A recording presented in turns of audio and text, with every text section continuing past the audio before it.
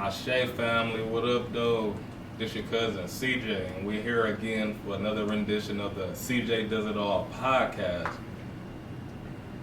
This segment though is entitled This is Science. Now I need y'all to go get your family. If you smoke, roll you up one. If you drink, pour yourself a little glass. Because this is something we all need to learn and discuss within our communities and within ourselves. So today, I'm going to be talking about DNA and the power of it and how to reprogram it. Now, a lot of people on this earth, because they have been victims of religious systems, are waiting to die so they can live.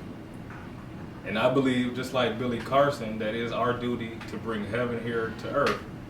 I don't think we're supposed to wait to die to live, because the book that says that, but it don't really say that, but the people who believe it says that or assume it does, was written by man with flesh and blood just like you and me. It is no scripture that says when we die, we go to some special or magical place. I think it's time for us to start living now. Now I know people know I like to talk about spirituality and all these esoteric facts, but I started liking it because all of this stuff is backed by science, quantum physics, and quantum mechanics. It really helps make all this stuff basically makes logical sense. A lot of times you hear people say it, you're like, man, that don't make sense, or it sounds crazy, but it has a lot to do with the quantum realm and how the unseen in the spiritual world works around us in this physical realm. Talking about quantum physics. Now DNA, before I even get to that, I just want to preface this conversation by saying distance is an illusion, time is an illusion. DNA is a storage medium or a hard drive. This is peer-reviewed science. It's not just my opinion. This is actual science. You are a walking hard drive. 1 gram of DNA, which you can fit literally on the tip of your finger, can store up to 7 terabytes of data. I mean real data, like zeros and ones that make up your phone and computer and everything that we use nowadays as far as technology.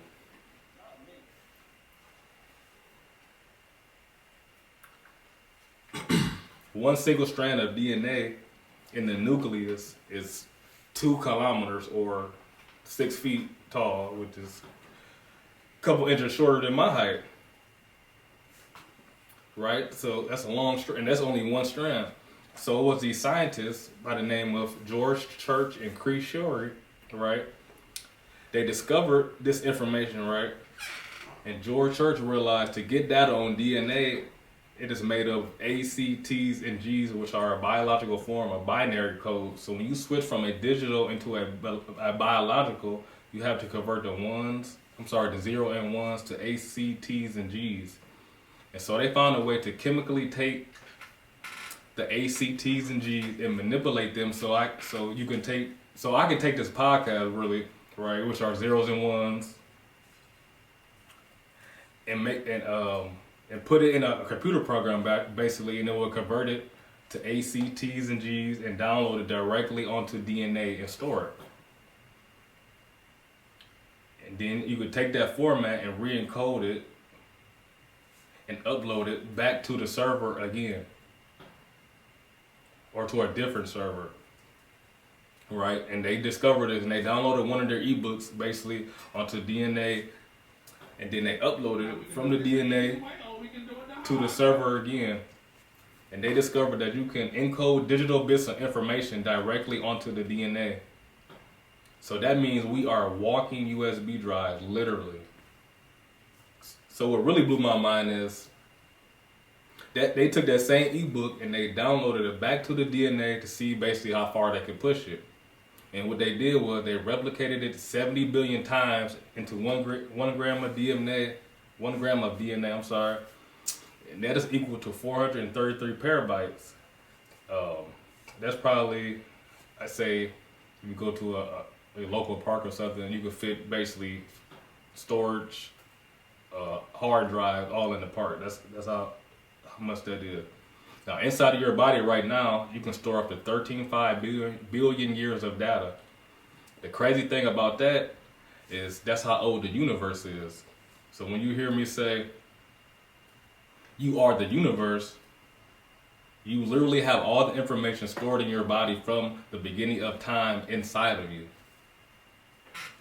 So when people say as above or so below or the universe is in you, it's more than just a figure of speech. It's actually peer-reviewed science.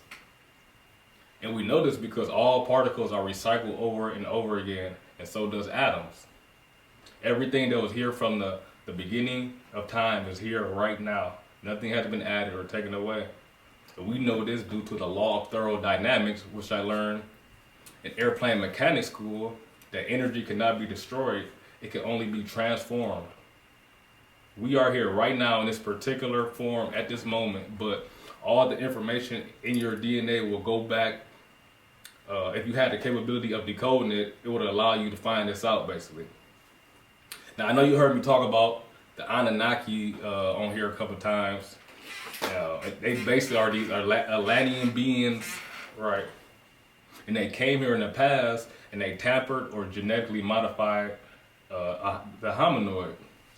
Some people think they created people, but they didn't create people. So stop saying that. They just modified them. Some people like Billy Carson, which I'm paraphrasing a lot here. I learned a lot from his lectures or whatever about this. But if you analyze the text, the Sumerian tablets, several different other texts, the Emerald tablets, the Enuma list, and the 7 tablets of creation, the Epic of Gilgamesh, Emerald tablets, all these different ancient texts, you discover that it was already a hominoid here on this planet. That was our cousin before Homo sapiens existed. Now my question is, what did they do to make us this slave race that does all the work from them? They disconnected our DNA, and you get what you call junk DNA, right? But it's not really junk, it's just unplugged basically. But why did they unplug it? That was my question. Because our cousin, the hominoids, they were way smarter than us. And by smarter, I mean like more spiritual, more in tune with nature. They more in tune with the frequency of the planet, right? They had bigger brains, and we know this because they're finding skulls and skeletons all over the planet of these giants. I think they just recently found one in, I want to say, Antarctica. I believe it's Antarctica because a lot of the ice is melting and they're finding artifacts and all type of stuff.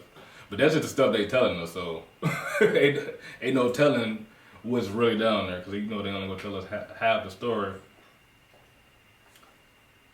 But this means they most likely have bigger brains and bigger pineal glands, which are a part of your spiritual antennas. All of us right now, we have what is called magnetite crystals in our brains. We don't even use. So I'm assuming they probably had access to their magnetite crystals and were able to use them. Now, just my opinion. I'm gonna try to tell you when it's just my opinion and when it's actually backed by peer-reviewed science, okay? so you can look it up yourself. But these magnetite crystals are basically what turtles use to navigate the ocean. And to come back to where they lay their eggs and all that. And the birds use it to flock to the south during the winter using the magnetic field that we have the same capabilities. But right now, like I said, we are disconnected from using that. Our DNA has been disconnected and our consciousness has been disconnected, or I should say reduced. They already scientifically proven and found a worship gene was embedded into a human genome. They say they don't know who did it, but they can tell you it was roughly 200,000 years ago, right? But at the same time, they discovered that the chromosome number 2 was taken out and was basically fused together, and 2 telomere caps were put on each end. Now, let me reiterate that this is something done inside a laboratory by mainstream scientists. This is a peer-reviewed science. This is not my opinion, okay? And they can't figure out who did it, but they can tell you how long ago it happened. And they say about 200,000 years ago. Well, what do the tablets say happened 200,000 years ago?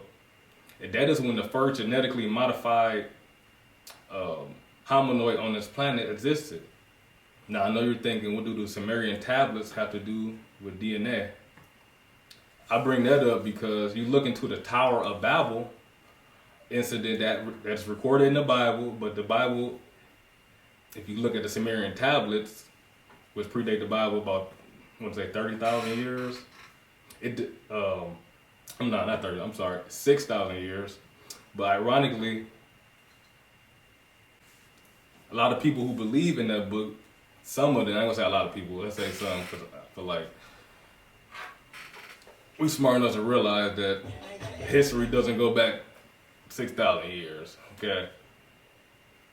But why people think that is because that's when a lot of this information basically became available to the public. A lot of these tablets and stuff that I'm talking about, they have in the Vatican, like in the library that nobody can go to.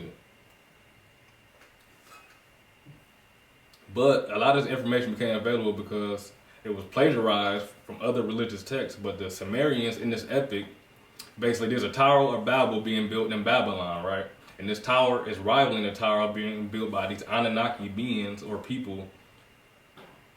Now, whether this tower was, I could say, identical replica, or it was like a cargo cult where these people were kind of deifying these people who were actually just regular people, but they had this technology, so we seen them as gods, but they really wasn't, right?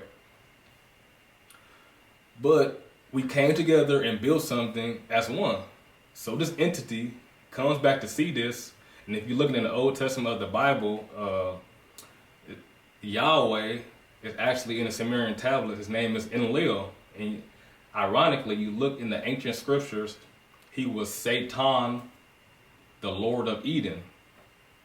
Now he comes back and he sees the people building this tower into heaven, and he destroyed the tower and blows it up. Basically, he's mad now.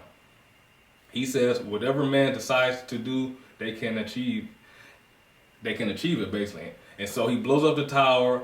Then he changes the language and says, my seed shall not abide in man forever. His years will be 120. Now remember that. Now if you do your own research, it says the same thing in the Bible. It says the same thing in the Sumerian text. Now in modern day times, a Harvard scientist just discovered, basically under the most pristine conditions, that humans can live up to 120 years. Now this is with GMO, torture meat, the air pollution, the chemtrails, everything. We can still live to be 120 or less. So after they figured that out, they asked themselves, well, why are we dying at 120 years or less? And that's when they came with the chromosome number 2 and the telomere caps that I was talking about.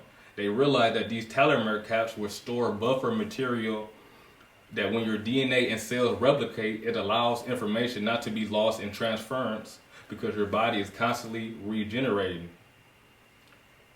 Now, buffer material in these caps run out is basically when your body starts the death process. So essentially what they did is they put a cap on us.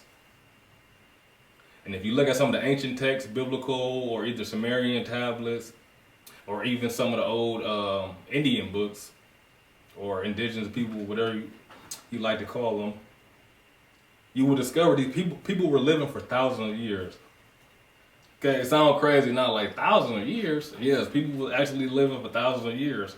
Well, what happened was, because these humans were living thousands of years, mainstream scientists say because they had more oxygen, which makes no sense and sounds crazy to me, but we have been genetically modified, just like seeds on this planet. Then once they found out this information, basically, they said, let's do an experiment on mice. and they access the mice's telomere caps, and they put together a sequence to prevent them from losing buffer material or shrinking, right? And all of a sudden, these mice live 3 times their normal lifespan. So they're discovering DNA could be reprogrammed. Telomere caps can be reprogrammed. We were genetically modified to only live a specific amount of years on this planet. Now, when I found this out, my question was, well, why, right? I and Billy Carson, who I'm paraphrasing here a lot, believe because we live long enough and become smart enough and work together as one, then we will overthrow the small amount of elites that are controlling and ruling us. Now, did y'all know it's 7.5 billion, I say 7.5 to 7.8 billion, but on this planet, but it's only 13 families that runs the world. That's not even 200 people. That might be 100, depending on how big the family is. So it's our own fault, but we had to stop blaming them because we have allowed this to happen to us, right? How? Because we are participating in the system every day, all of us, by using this cell phone screen, right, which was made from child labor. And that don't even include the coltan and the lithium and some of the other parts that we use for, not the cell phone, but a lot of this technology, right? But we're gonna stop using cell phone? Hell no. Even at the knowing that you like, nah, I'm still not throwing my shit away. We are participating in a system that is designed to keep us as slaves and workers. And it goes all the way back to ancient times.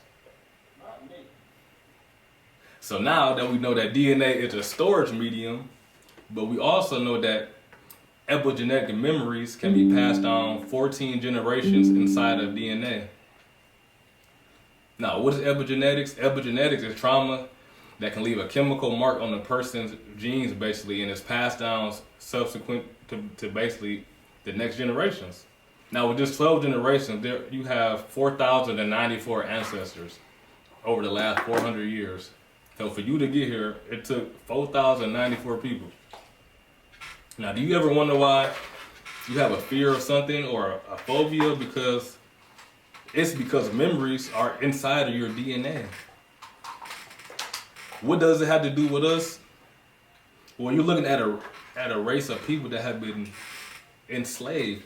Like every single race has been enslaved, but in more modern times, there's has been one race that has tried to enslave other races more than others. But we are all still slaves in the matrix. It's an illusion. But I believe we're out of it. Especially that we know a lot of this information. Like I just stated, epigenetic memories go back to 14 generations. So if you think about us as foundational Black Americans or African Americans, we've only been out of slavery for 1 generation. So no wonder why we have a lot of trauma and you see people that's feeling negative effects of what happened in the past and they don't even understand why they're feeling like this. You could just blow it off and say, get over it, it's over now, because I believe they are suffering, but I believe they suffer internally and it can't just go away immediately or just by you saying get over it. It's gonna take time to reprogram the DNA. Now let me get back to programming. Like when you turn on your TV or television programming or the radio, social media, what it's really doing is programming you. I believe, just like Billy Carson stated, that we have to take these systems that they use basically to control us and keep us divided and on a low frequency and flip it. And one great way we could do this is through music. Yes, there's several other ways, but I believe music because it's universal, just like mathematics, and mathematics is universal. And the whole world is written on mathematics, which I will explain also. But we know hip-hop set the trends worldwide, and we have a big influence and more power than imaginable. But we had to create music that have a frequency of 432 hertz or 528 hertz. The radio, right, is encoded at 440 hertz, which is scientifically proven that it's detrimental to the DNA. Now I ask myself, Why did they do that? Because they want to keep you in a state of weakness, right? People that come together and understand that they are or have more power, or the power is inside them, know that they will not allow this to happen to them. We will take control of this planet and love each other and help each other, right? Also, they have to keep us in a state of sickness, because if your DNA is weak, you become sick. So hopefully people start copying this and creating their music on these different frequencies, and it becomes a epidemic, right? Once they get to know this knowledge and operate on the love frequency, which is 432 hertz, it's said to help, I want to say, reprogram the heart chakra. But another thing that you could do, and I learned this also from Billy Carson and 19 Keys on their high-level conversations, is affirmations. 10 affirmations, 3 times a day, every day for 21 days straight. It will start to reprogram your DNA. It is scientifically proven by saying positive affirmations, will literally reprogram your DNA. And when you start to do this, it literally starts to help you think positively, act positively, and now you're reprogramming yourself, and you have kids that come out slightly reprogrammed, and you keep this going and keep this going over generations to change your family's DNA. It's going to take operating in love and gratitude. And now, I know it's hard, like, especially like once you start this, and you just say you're driving and somebody cuts you off, you goes, oh, this motherfucker, man, fuck you. But what you gotta do is, oh, you know what? Be gracious. You gotta bless them. You know what? Maybe they had an emergency and they in a rush. I hope they get to their destination safely. That's what you literally gotta start saying and reprogram your mind, right? And it's not gonna be an overnight thing. Believe me, it take work, because I know people is annoying to get on your nerves, but you can't let that affect you and your aura, right? And when you act like this and broadcast this type of love frequency, now you're reprogramming your DNA. And the people around you will start to operate on the same frequency. Love is the most powerful force on the universe, right? Y'all seen what MLK did with love. At first, I can't lie. I'm like, man, I'm more Malcolm X than MLK. But when you hitting people with that love, that killing them with the kindness, it is extremely powerful, and it's almost undeniable.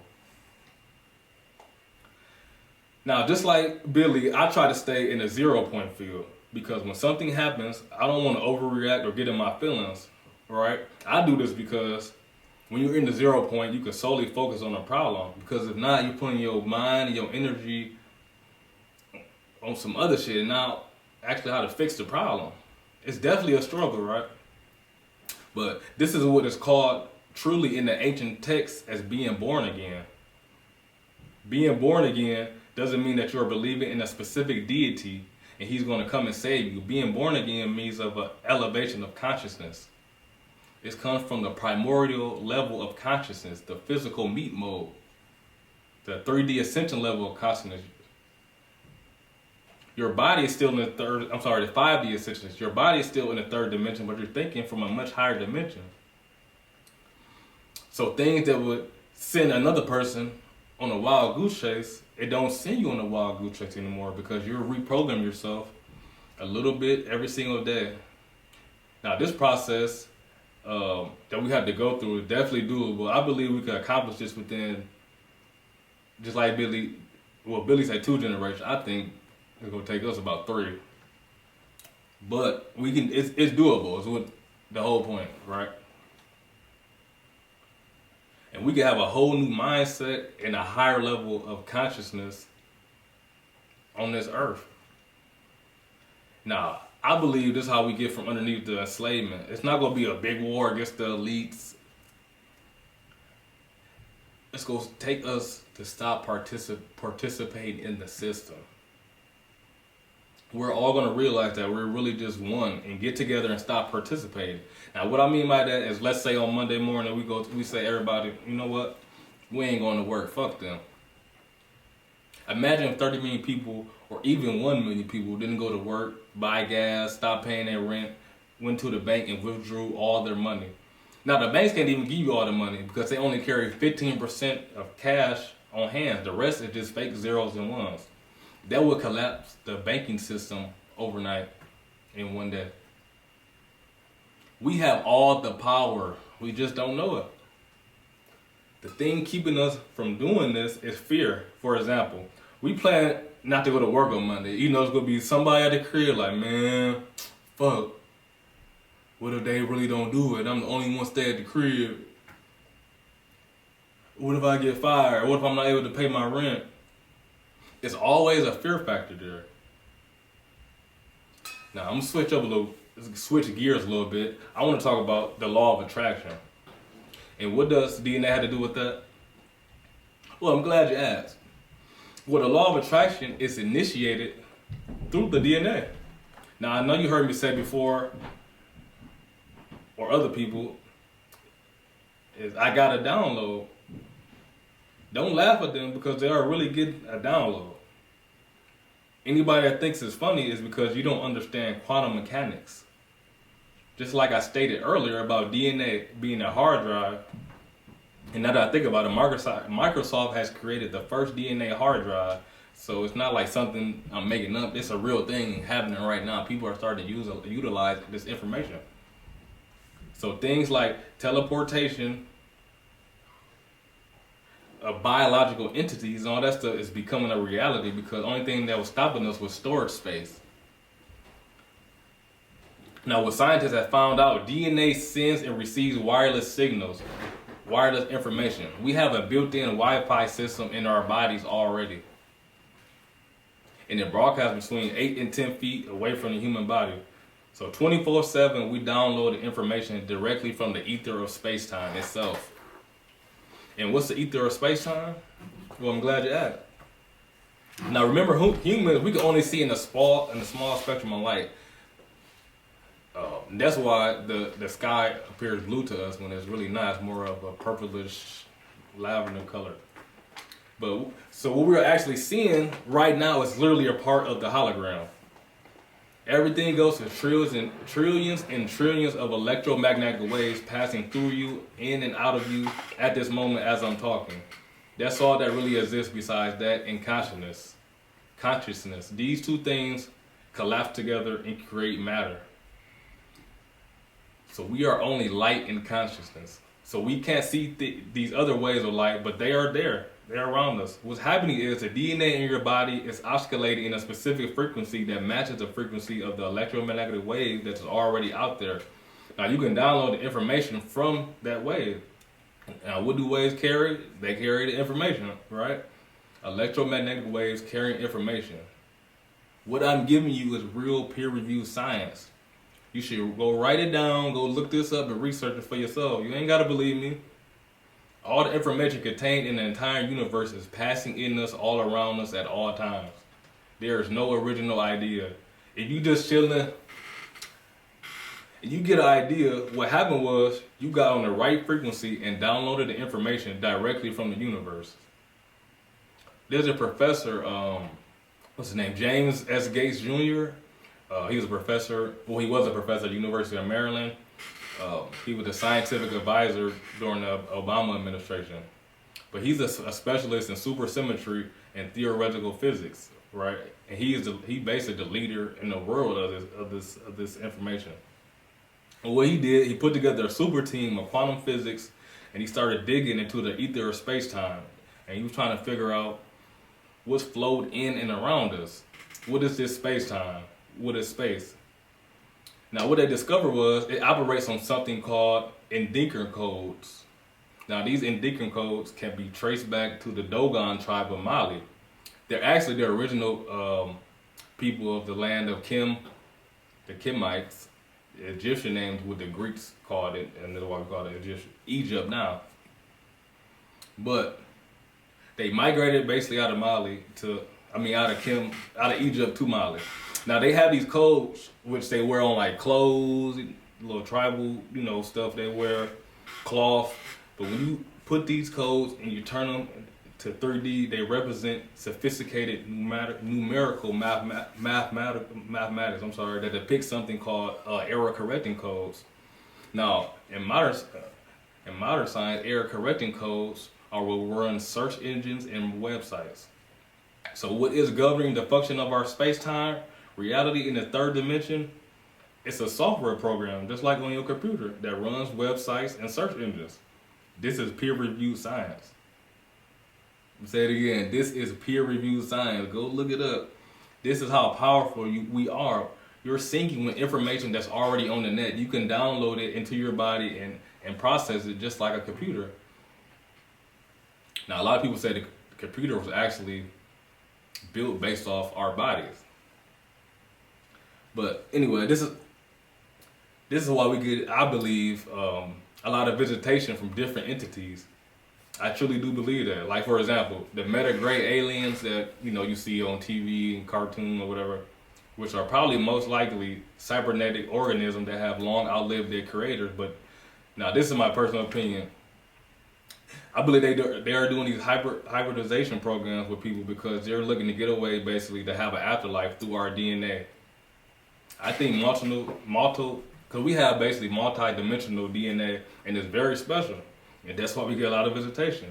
And that's the Wi-Fi part of it, right? Because if we're Wi-Fi, we can pick up signals from all over the universe. We're not the only beings here. So let me get back to the law of attraction, right? So what happens is, to utilize it in a proper way, it becomes a tool. It's powerful in your life. And most people don't even know how to utilize it, right? We think we do, but you don't. Because if you really understand the law of attraction, you're going to make your life so much easier, right? It goes right along with the reprogramming process, and if you want it to work basically consistently, there's a few things you got to do. Now, one of them is what's called a quantum entanglement. Not Will and Jada, a quantum entanglement. Let me say that again. I know y'all like that entanglement word now. Look up quantum entanglement, which is something in real physics where you use a parabolic down conversion to get two photons or two particles on the same frequency, basically, right? I like you, and I want you. And once you do that, you can take one particle to the end of the universe, and a particle that is closer to you or local, you could change the information and put data on it, and the other particle will instantly change by passing the speed of light. Now, what does this prove?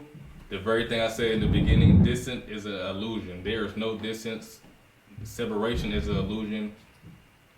As a matter of fact, there's 7.5 billion people on this planet. Now, if I was to take all the empty space out of your atoms, I can fit everybody in the world inside a sugar cube.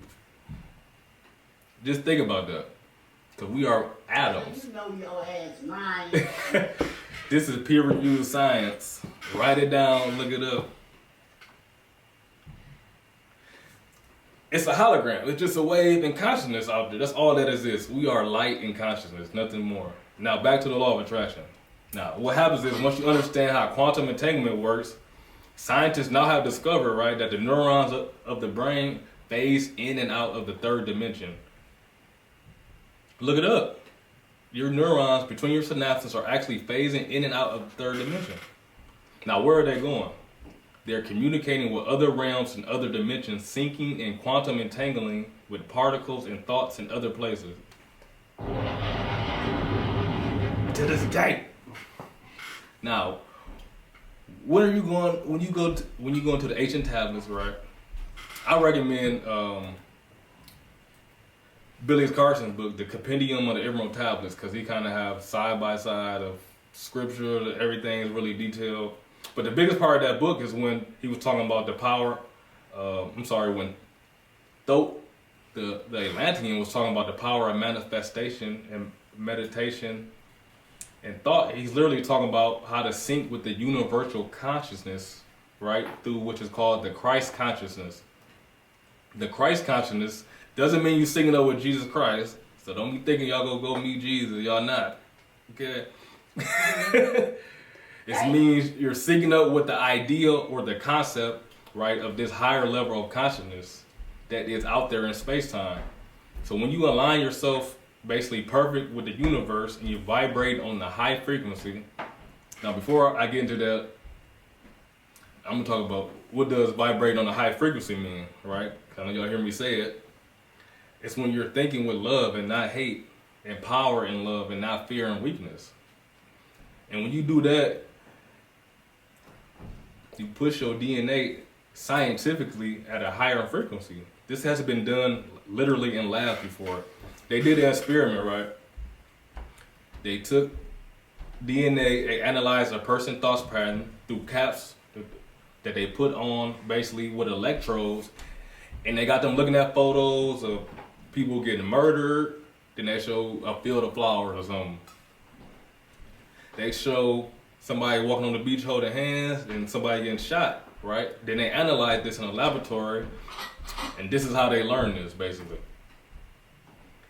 So at a time when you're feeling fearful, the DNA, there's a frequency that oscillates over your DNA, and it covers basically a wide band of your DNA. And in a high frequency love mode, the frequency is oscillating much faster and they're much closer together, and more of the frequency is touching your DNA strand, which means you're operating at a higher frequency. This is real peer-reviewed science. And when you tell people stuff like this, like without context, they be like, oh yeah, he a weirdo. Or he don't know what he talking about. But when you back it with science, and they sit down and listen now, you start hitting them with that science, woo.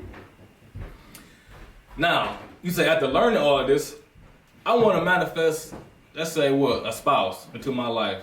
Now, for example, let's say you can't say, oh, I want a spouse, she got to be 5'8", light skin, long hair, fat ass. No. You have to basically, right? Listen, when you start meditating, you should focus in, right? Not on a face, but envision a spirit-like being that is in full agreement and in full movement and what I'm looking to do and accomplish on this earth. And now because I'm doing that, and I'm feeling this love frequency, this vibration and happiness in this meditation, I'm operating at a high level. Now I'm seeking up with the Christ consciousness. The Christ consciousness is going to carry the photonic or that particle energy to sync up with a universal conscious on a quantum entanglement. And now I'm quantum entangled directly with the flower of life, which is the face of God. Now what happens is,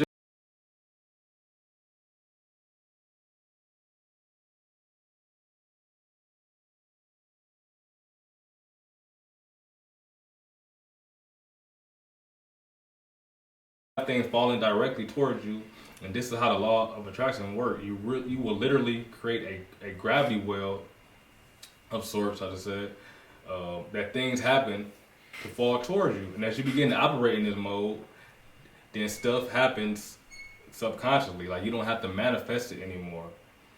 You don't have to like solely focus on it. The universe would know what you want, and it would start happening because you're operating in the right frequency. For example, right? I was thinking a few months ago, I'm like, I want to really start a podcast. And I just kept putting it to the side. I wasn't really thinking about it. All of a sudden, I don't know if I hit JDJ up or he hit me up. But he like, I want to do a podcast. I want you to do a segment or a podcast on the network. I'm like, that's right on time. And it wasn't like I was just focused on getting a podcast every day. No, I was just operating on the right frequency, right? And things like that just pop up for me. Like even recently just happened for some business stuff.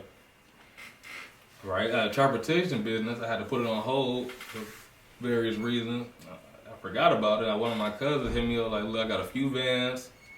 I'm not doing nothing with it. I work 6 days a week. I'm like, well, I got a whole business plan already made for this and blah, blah, blah. And they like, and it all just worked out, right?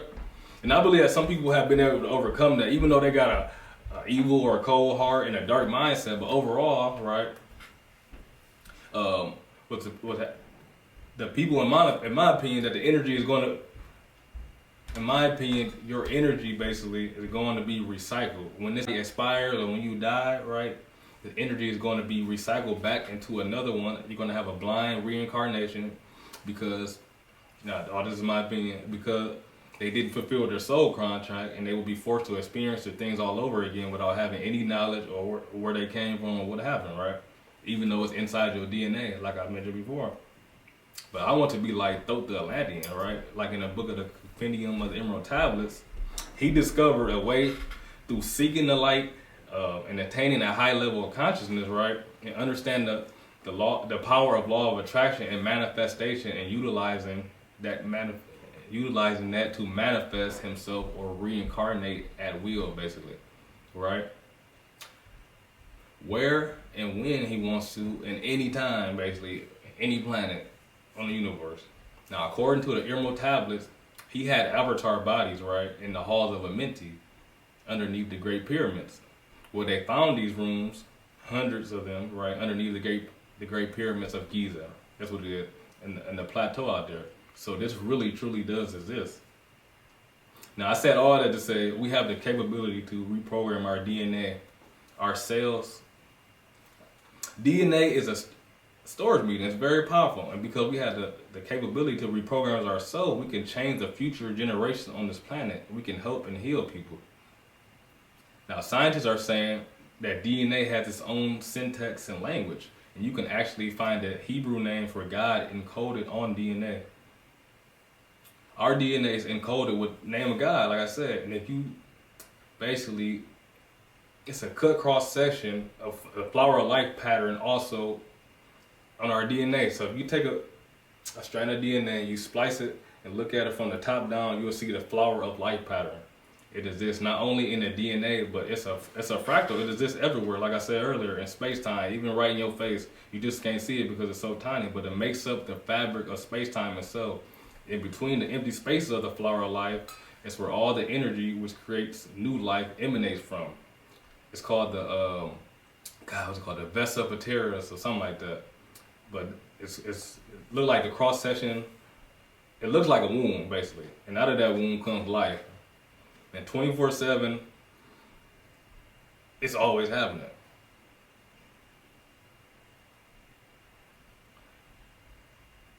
But when life comes through it, right, it's encoded, like I said, with Yahweh into the DNA. And this special symbol, it represents the cycle of life. It's believed that within this symbol, it holds the most meaningful and sacred patterns of our universe as a whole. So, like I just said, that was the definition of the flower of life.